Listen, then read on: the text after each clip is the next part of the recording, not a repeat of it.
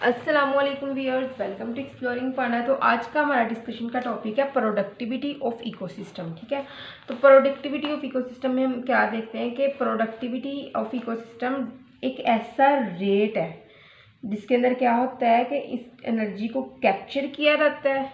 Is the productivity of ecosystem rate, कौन सा rate जिसमें एनर्जी को कैप्चर किया जाता है।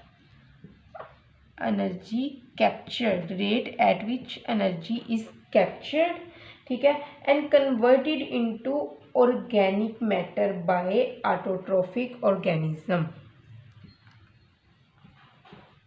कैप्चर करके कन्वर्ट की जाती है किसके अंदर, ऑर्गेनिक मैटर के अंदर।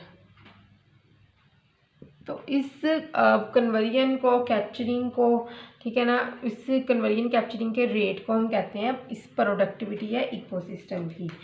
और ये एडोट्रॉफिक ऑर्गेनिज्म इसको कन्वर्ट कर देते हैं ऑर्गेनिक मैटर के अंदर थ्रू फोटोसिंथेसिस और chemosynthesis.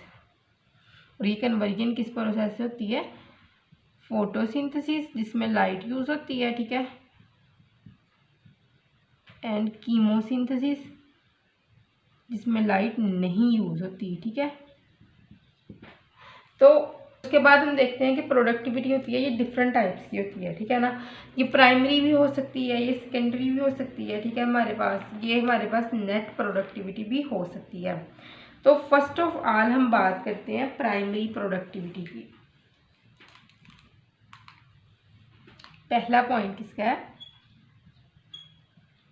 Primary productivity. Primary productivity है सबसे पहले। ठीक है, तो प्राइमरी प्रोडक्टिविटी क्या है, एक ऐसा रेट है जिसके अंदर क्या होता है, रेडिएंट एनर्जी को, ठीक है ना, स्टोर्ड किया जाता है फोटोसिंथेसिस और कीमोसिंथेसिस प्रोसेस से। तो rate at which radiant energy is stored. किस तरह ये रेडिएंट एनर्जी को स्टोर किया जाता है, by photosynthesis and the chemosynthesis process. ठीक है, तो उसके बाद क्या है कि हम इसको इसी तरह भी कह सकते हैं कि primary productivity refers to the rate at which autotrophic organisms, it is the rate जिसके ऊपर क्या करते हैं, ऐसा rate at which autotrophic organisms, ठीक है, उनके अंदर कौन कौन से ऑर्गेनिजम्स आ सकते हैं, प्लांट्स एंड अलगा। ठीक है, क्योंकि ये ऑटोट्रोफ्स हैं, ये कन्वर्ट कर देते हैं सोलर एनर्जी को, converted solar energy into organic matter.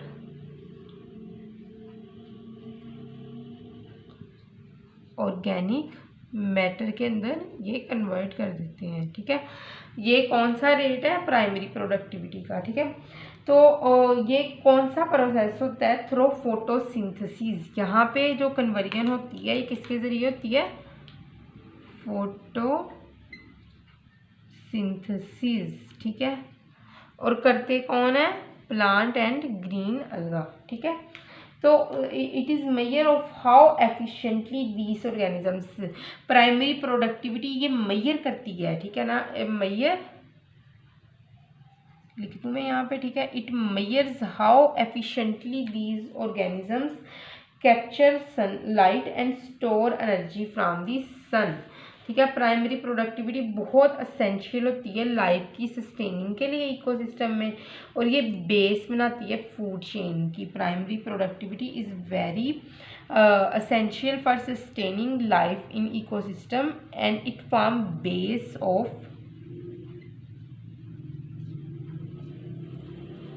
Food chain और एनर्जी प्रोवाइड करती है। ठीक है, तो प्राइमरी प्रोडक्टिविटी की नेक्स्ट टाइप्स हैं हमारे पास, टाइप्स ऑफ प्राइमरी प्रोडक्टिविटी। एक होता है gross primary productivity, gross primary productivity, और दूसरा होता है हमारे पास net primary productivity. Net primary productivity, ठीक है। इसको हम कहते हैं GPP और इसको हम कहते हैं NPP, ठीक है। तो हमारे पास जो ग्रॉस प्राइमरी प्रोडक्टिविटी है ये क्या करती है, ये टोटल अमाउंट होती है एनर्जी की जो प्लांट और दूसरे ऑटोट्रोफ कैप्चर करते हैं। It is the total amount of energy. और कैप्चर कौन करता है, प्लांट्स कैप्चर करते हैं इनको और कुछ ऑटोट्रोफ्स कैप्चर करते हैं सन से, ठीक है ना। और उसके बाद क्या होता है कि ये बेसिकली टोटल एनर्जी होती है प्लांट की और ये ली जाती है ये बेसिकली टोटल एनर्जी होती है प्लांट्स की जो ये किसी भी लाइफ एक्टिविटीज़ को परफॉर्म करवाने से पहले ये जो प्लांट के अंदर मौजूद होती है, ठीक है ना। अपने किसी भी नीड के अंदर यूज़ करने से पहले जो टोटल एनर्जी प्लांट के पास होती है वो total amount of the energy को हम ग्रॉस प्राइमरी प्रोडक्टिविटी कहते हैं। और जो नेट प्राइमरी प्रोडक्टिविटी होती है तो मैं यहाँ पे before total amount of the energy before any activity लिख देती हूँ, ठीक है ना। प्लांट कोई भी एक्टिविटी परफॉर्म करने से पहले जो एनर्जी इसके पास होती है वो ग्रॉस प्राइमरी प्रोडक्टिविटी होती है। तो नेट प्राइमरी प्रोडक्टिविटी क्या होती है, ये हमारे प्लांट के पास एनर्जी रिमेन्स, ये एनर्जी रिमेन होती है, बची कुछ ये एनर्जी होती है कब, जब प्लांट मेटाबॉलिक एक्टिविटी परफॉर्म कर लेता है, ठीक है ना। तो आफ्टर सम एक्टिविटी, कुछ जब एक्टिविटीज़ पर प्लांट परफॉर्म कर देता है तब जो हमारे पास एनर्जी बचती है वो कौन सी होती है, नेट प्राइमरी प्रोडक्टिविटी, ठीक है। तो थोड़ा सा मैं दोबारा इसको रिवाइज कर दूं कि प्राइमरी प्रोडक्टिविटी एक ऐसा रेट है जिसके अंदर रेडिएंट एनर्जी स्टोर कर दी जाती है, ठीक है ना, फोटोसिंथेसिस या फिर कीमोसिंथेटिक एक्टिविटी से, ठीक है ना। रेडिएंट एनर्जी को स्टोर कर दिया जाता है फोटोसिंथेसिस से या फिर कीमोसिंथेसिस के प्रोसेस से, ठीक है। तो ये एक ऐसा रेट है जिसके अंदर ऑटोट्रोफिक ऑर्गेनिजम्स जो होते हैं ना, ये प्लांट और अलगा वगैरह, ये सोलर एनर्जी को कन्वर्ट कर देते हैं ऑर्गेनिक मैटर के अंदर थ्रू फोटोसिंथेसिस प्रोसेस, ठीक है। जो टाइप्स दो होती हैं इसकी प्राइमरी प्रोडक्टिविटी की, gross primary productivity, net primary productivity. Gross primary productivity के अंदर total amount of the energy को ही कैलकुलेट किया जाता है, किसी भी प्रोसेस से पहले ये कैलकुलेट करने वाली एनर्जी होती है, ठीक है ना, before any activity. Net primary productivity वो होती है जब एनर्जी रिमेन्स, एनर्जी पीछे बाकी रह जाती है कुछ एक्टिविटीज़ को परफॉर्म करवाने के बाद जो एनर्जी बच जाती है उसको हम नेट प्राइमरी प्रोडक्टिविटी कहते हैं, ठीक है ना।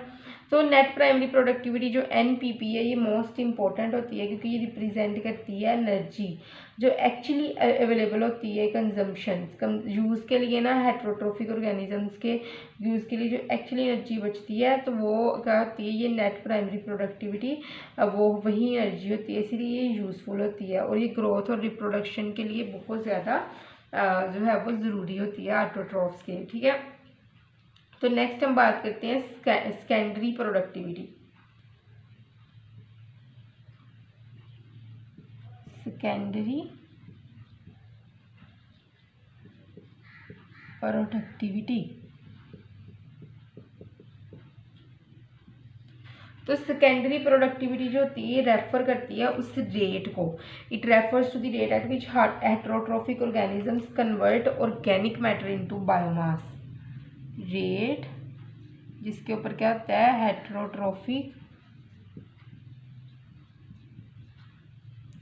हेट्रोट्रोफ्स जो होते हैं ना ये कन्वर्ट कर देते हैं किसको, ऑर्गेनिक मैटर को,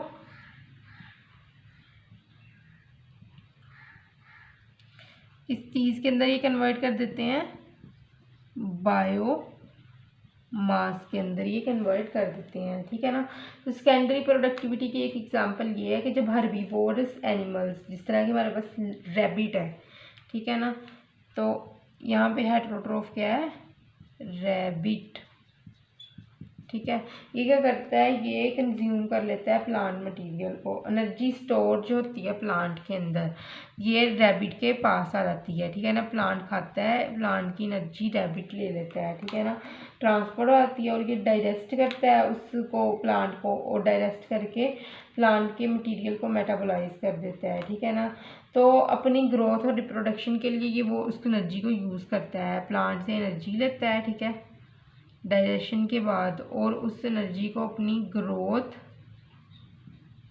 और रिप्रोडक्शन के प्रोसेसेस के अंदर ये यूज़ करता है, ठीक है। और उसके बाद क्या होता है, मेटाबॉलिक प्रोसेसेस भी करता है। रैबिट जो होता है ये कंज्यूमर है, और सेकेंडरी प्रोडक्टिविटी वो एनर्जी जो ये है ना, ये हमारे पास है सेकेंडरी प्रोडक्टिविटी, जो रैबिट कहाँ से ले रहा है, प्लांट से ले रहा है, ठीक है। तो नेक्स्ट हमारे पास थर्ड प्रोसेस है नेट प्रोडक्टिविटी का।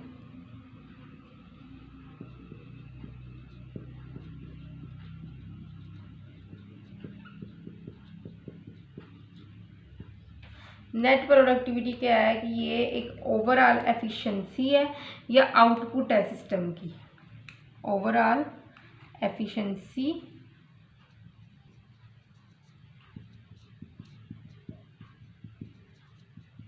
या फिर दूसरी चीज़ हम कह सकते हैं कि ये आउटपुट है सिस्टम का, ये आउटपुट है किसी भी सिस्टम का, ठीक है ना। तो ये वो चीज़ है कि जो मेजर करती है हाउ एफिशिएंटली ये रिसोर्सेज यूटिलाइज्ड हुए हैं या फिर प्रोड्यूस की हुआ है डिज़ायर्ड रिजल्ट। तो ये नेट प्रोडक्टिविटी हमें बताती है, ठीक है। तो आई होप सो कि आपको प्रोडक्टिविटी ऑफ इकोसिस्टम की समझ लग गई होगी, लेकिन अगर किसी भी किस्म के कन्फ्यूजन आप कमेंट सेक्शन में पूछ सकते हैं। थैंक यू सो मच, अल्लाह हाफिज़।